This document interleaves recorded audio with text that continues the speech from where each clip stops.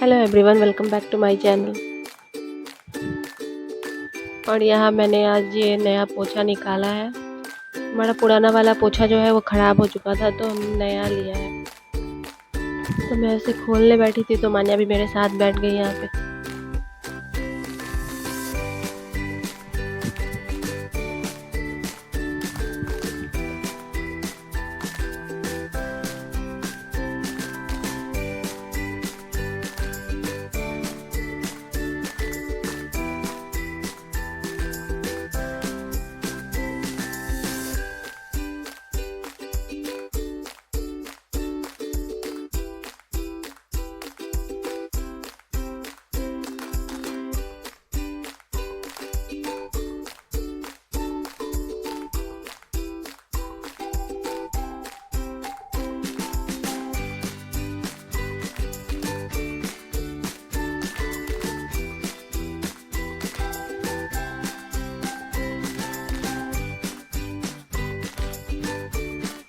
मैं यहाँ आज बनाने वाली हूँ कद्दू के छिलके से एक सब्जी।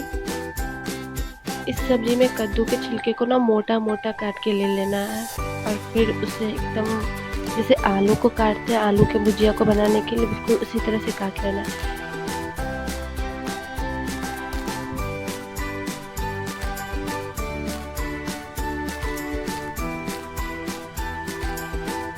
वैसे तो कद्दू बहुत फ़ायदेमंद सब्जी है ही, पर ज़्यादातर लोग उसके छिलके को फेंक ही देते हैं, क्योंकि जब आप पतले छिलके लेते हो तो आपको उसे फेंकना ही पड़ेगा। अगर लेकिन आप थोड़े से मोटे छिलके उतारो तो आप उससे भी एक सब्ज़ी तैयार कर सकते। इस सब्ज़ी को बनाने के लिए मैंने जितना इसमें कद्दू का छिलका लिया है उतना ही मैंने इसमें आलू लिया और उतने ही मैंने प्याज लिया है।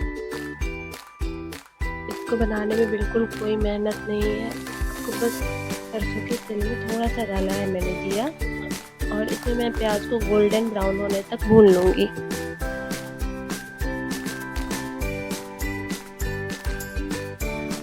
जब हमारा प्याज अच्छे से भून जाएगा तो फिर हम इसमें कद्दू का छिलका और आलू दोनों साथ में ही डाल देंगे, और अब हमें इसे नमक हल्दी डाल के ढक के पकाना है। बस इसके बाद आप जैसे इसको आलू का भुजिया बनाते हो बिल्कुल इसका वही प्रोसेस है। तो इसमें फ़ायदे ये हैं कि आपका ये बर्बाद नहीं हो रहा कद्दू का छिलका, और इसमें स्वाद भी बढ़ जाता है। और 5 से 7 मिनट में ये आराम से तैयार हो जाती है, और इसको आप रोटी चावल किसी के भी साथ खाओ, बहुत अच्छा लगता है।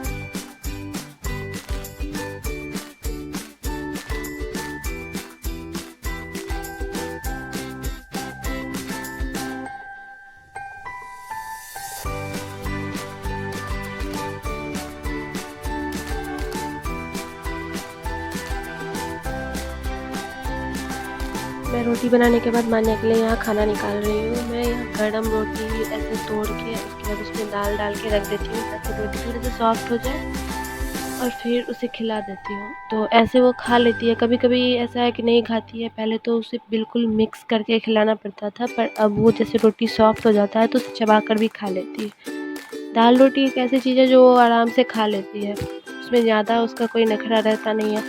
नहीं तो चावल के साथ दाल वो नहीं खा पाती है, चावल उसको बिल्कुल सादा ही चाहिए।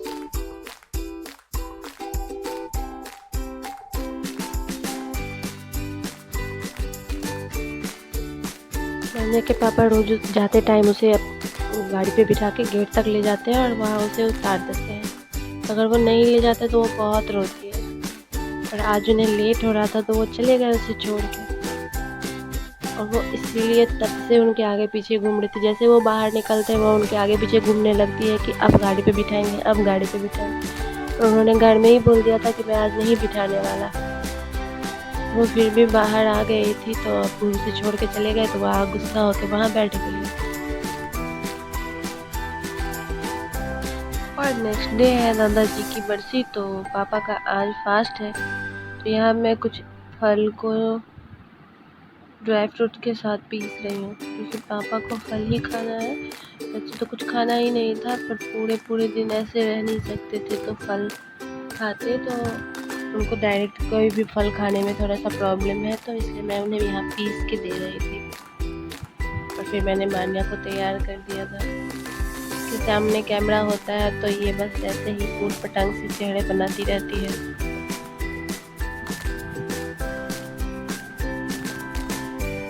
मुझे बिल्कुल नहीं था ऐसा कि मैं इतना सजूं तैयार रहूं, कभी नहीं था। नेल पेंट लगाऊं, मेकअप लगाऊं, पर इसे बहुत है, इसे तैयार होना बहुत पसंद है। ये बिना लिपस्टिक लगाए इसे लगता है कि ये तैयार ही नहीं हुई है।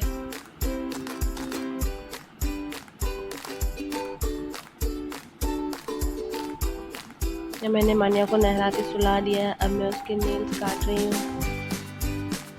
पहले तो ये जगी रहती थी, फिर भी मैं काट देती थी, तो ये कटवा लेती थी, पर अब जैसे जैसे ये बड़ी हो गई, तो अब ये नहीं कटवाती, अब इसे डर लगता है कटवाने में, तो इसे सोने के बाद काट देती हूँ। हम आंगन में बैठ के अपने पूजा के सारे बर्तनों को धो रही हैं।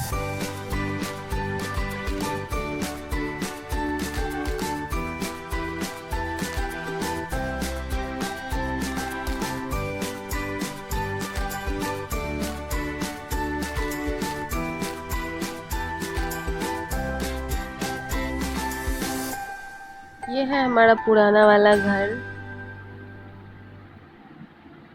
जो कि गेट के पास ही है, मेन गेट के पास। मेन गेट से घुसने के बाद पहले यही पड़ता है, तो इधर बहुत कम आना जाना होता है, मेरा तो बिल्कुल नहीं। पर यहाँ बहुत टाइम से मैं आई नहीं थी, तो बिस्तर बहुत गंदा था यहाँ का, तो सोचा आज जाके साफ़ कर लो। तो अभी मैं यहाँ पे बिस्तर, इस जो रूम में जो बेड लगा है उसको साफ़ करने के लिए आई हूँ। फिर यहाँ पे थोड़ा सा झाड़ू भी कर दूँगी।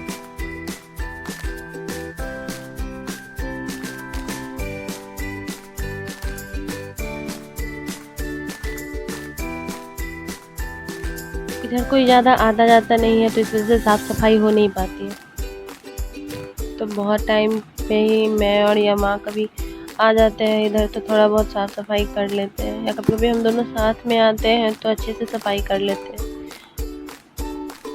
फिलहाल यहाँ लोग आते जाते नहीं हैं, तो अब बगल में ये खिड़की है, तो इससे बहुत ज़्यादा अंदर धूल भी आता है, ये रूम गंदा ही रहता है।